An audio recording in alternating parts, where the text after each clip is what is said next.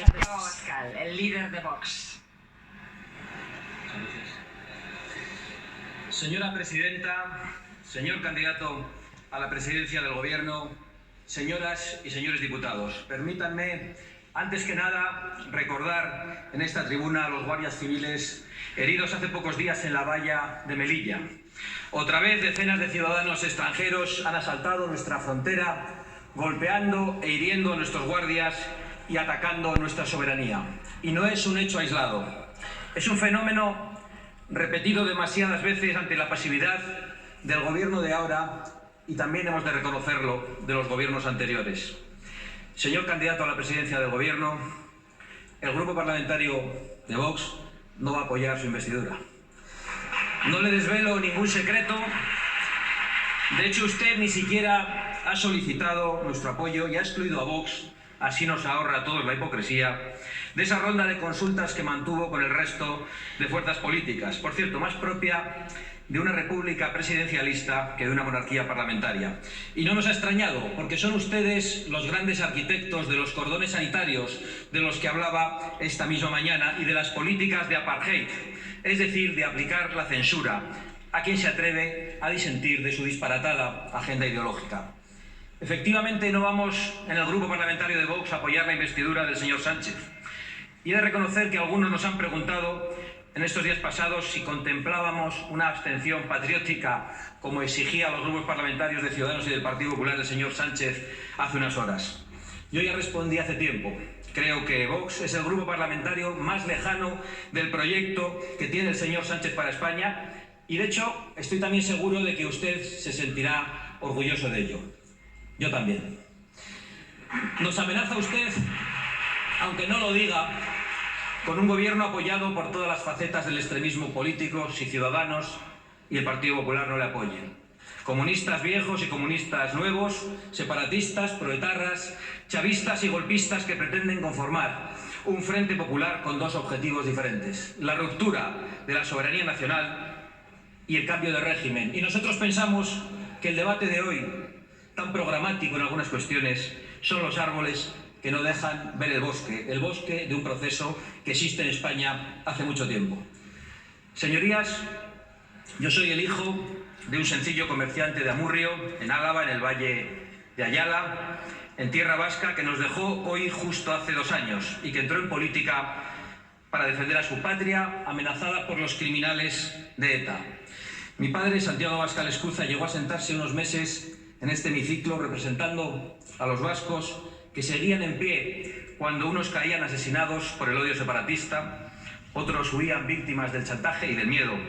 y otros más, los peores, se rendían y traicionaban. Yo les confieso que me metí en política con 18 años únicamente para defender a mi padre, que fue amenazado de muerte durante los últimos 30 años de su vida.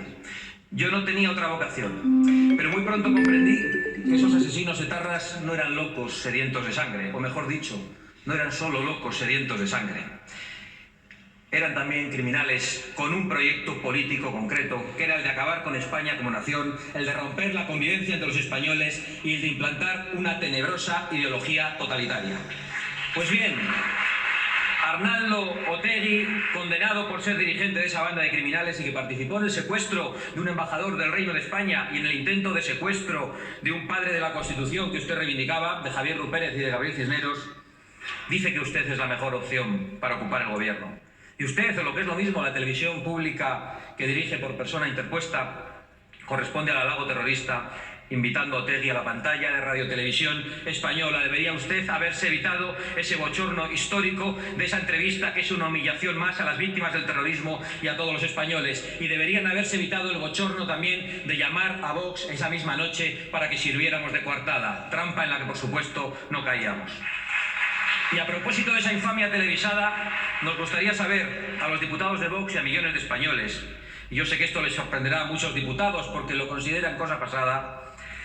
si este empeño de normalizar a los terroristas en la vida política y la vida pública española es fruto de las negociaciones que el señor Zapatero mantuvo con la banda terrorista ETA. De hecho, nos gustaría conocer el contenido íntegro de esas actas de negociación que formalmente hemos pedido en esta Cámara.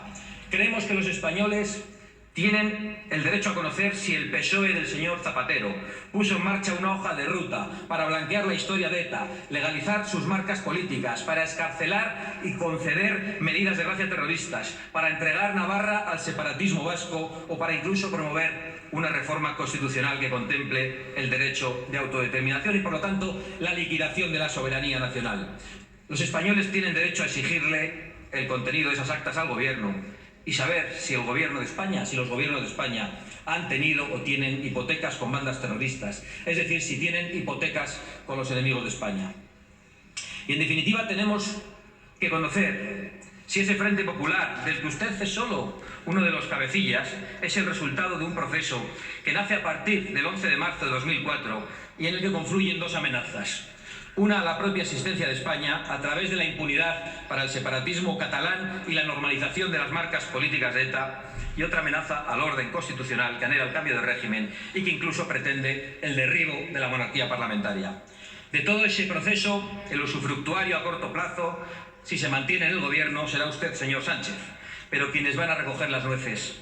serán los de siempre, serán los separatistas. La existencia de ese proceso es la única forma de explicar el desafío permanente de la Generalidad de Cataluña, una institución en absoluta rebeldía contra la soberanía nacional y que vuelve a gozar de una incomprensible impunidad a pesar de que han reiterado que lo volverán a hacer.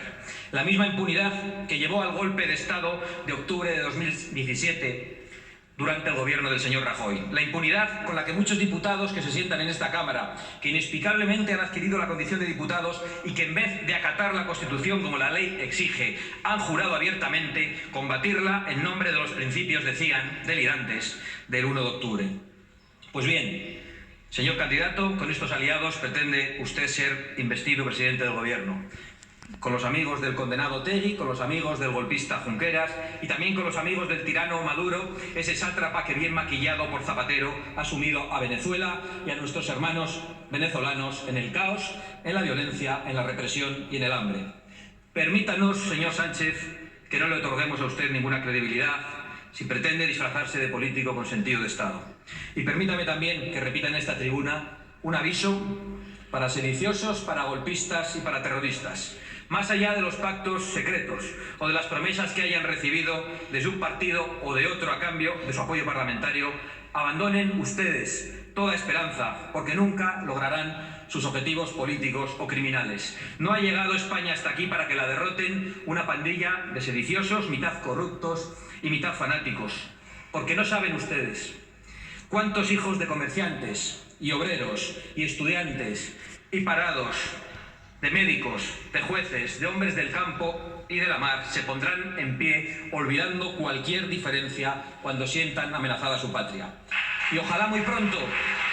la inmensa mayoría de los españoles que queremos seguir viviendo en paz y en libertad dentro del orden constitucional desterremos de las instituciones a quienes pretenden dinamitarlas. Sería una grandísima noticia para que el Estado pudiese de una vez por todas, después de 30 años, ocuparse única y exclusivamente de resolver los problemas de los españoles en vez de seguir creándoselos. Señorías, hay españoles que necesitan urgentemente de la eficacia del Estado, esa eficacia que comprobamos tan a menudo cuando se trata de la agencia tributaria y que hay que empezar a trasladar al resto de organismos e instituciones de la nación. Porque mientras la izquierda continúa con su disparatada agenda de ingeniería social implantando una sofocante dictadura progre que quieren que traguemos con ella, y mientras los separatistas conspiran contra la Constitución, los españoles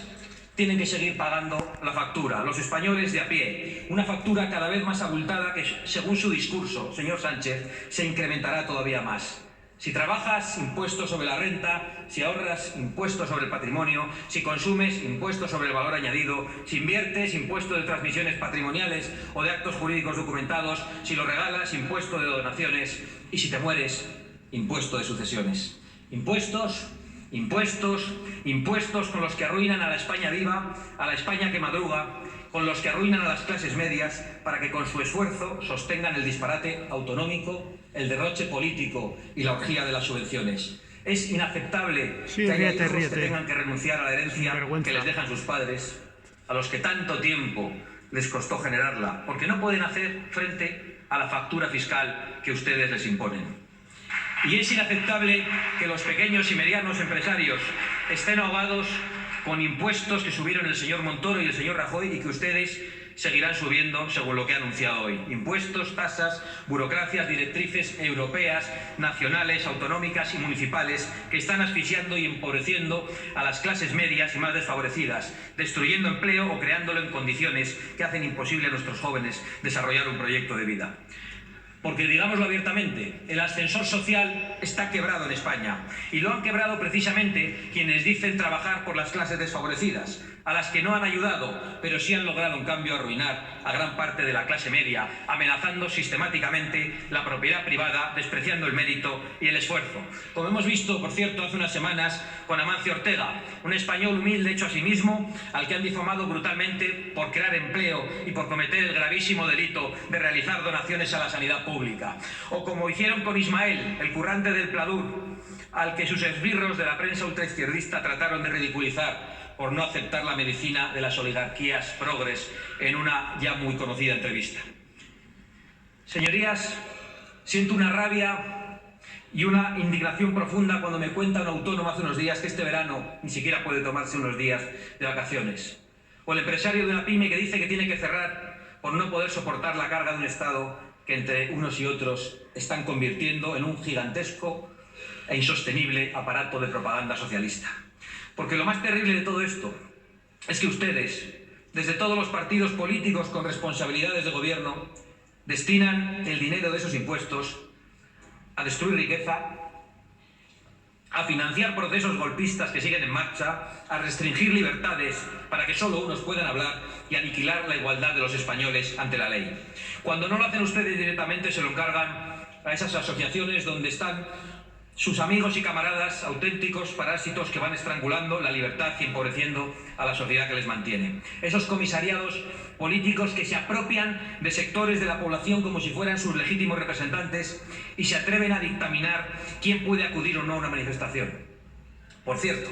llegados a este punto, aprovecho para pedirle que cese al señor Marlaska. Escuchando su vergonzosa justificación del ataque de unos energúmenos a unos diputados de esta Cámara, entiendo mejor por qué en los numerosos procesos electorales de este curso los simpatizantes y los militantes de Vox han sufrido todo tipo de insultos, de coacciones, de ataques y amenazas, como no ha tenido que padecerlos ninguna otra fuerza política de esta Cámara. Imagino que el ministro del Interior las encontraba perfectamente justificadas por el simple hecho de que no le gusta cómo pensamos ni lo que decimos. Y lo lamento. Pues bien, celebro informarle, en cambio, señor ministro, que va a seguir escuchando a esos casi 3 millones de españoles que han confiado en nuestra formación política, porque nos han votado precisamente para que defendamos su derecho a disentir del consenso progre de todos los partidos y de la inmensa mayoría de los medios de comunicación. A mí me habría gustado aprovechar esta sesión parlamentaria para dar las gracias a todos los portavoces políticos que se han solidarizado con los simpatizantes de Vox, agredidos, amenazados e insultados a lo largo de todo el territorio nacional desde el pasado mes de diciembre, incluso desde antes. Pero ya lo he hecho en persona, porque han sido muy pocas las muestras de solidaridad recibidas y porque casi nadie, ningún grupo político, ha apoyado nuestra denuncia contra esas violencias que parece que empiezan a ser vistas con normalidad